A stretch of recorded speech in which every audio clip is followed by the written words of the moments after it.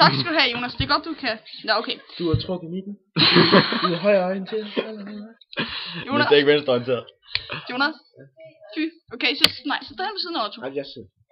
Og du kan godt opføre dig ordentligt. Ja, okay. Det var sådan, Ja. Det er de røde fingre. Det er de røde fingre. Det gør du ikke, Jonas. Jeg må så står der ihjel. Og ja, jeg er ikke pacifist. Så, er du parat? Ja. Godt så. Otto! Otto, nej, det er godt, far! Lad være!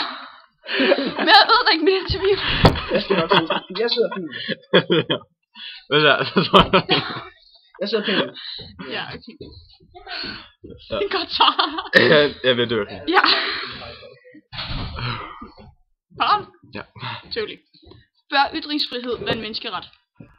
Ja, jeg synes, at ytringsfrihed det er en medfødt ret. For hvis man ikke kan ytre sig, så kan man ikke godt ytre sig om, hvad man mener.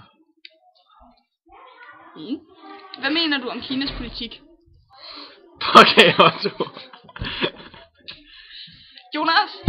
Jonas, derhen hen på trappen. Nu, nej, seriøst, jeg mener derhen på trappen. Kom her. Det sidder fint. Kan ikke finde et sted hjemme. Okay. Ja, det opfører. Okay. Ja.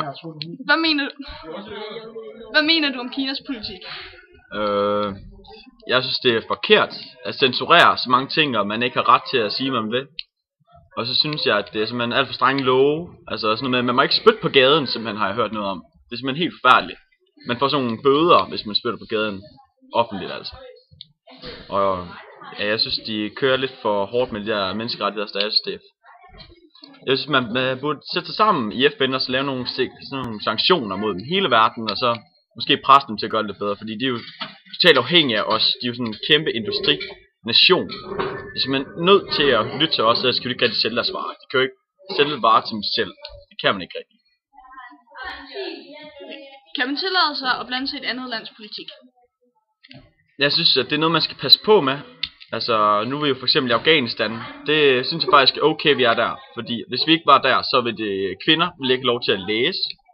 De vil ikke have ret mange læger, og hvis man bliver skudt på gaden åbent, hvis du ikke har et skæg. Det er sådan lidt sygt, synes jeg.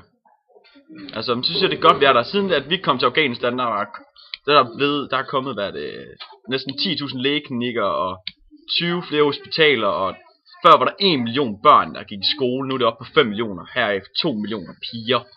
Og det er så fantastiske tal i forhold til det, hvad det engang var.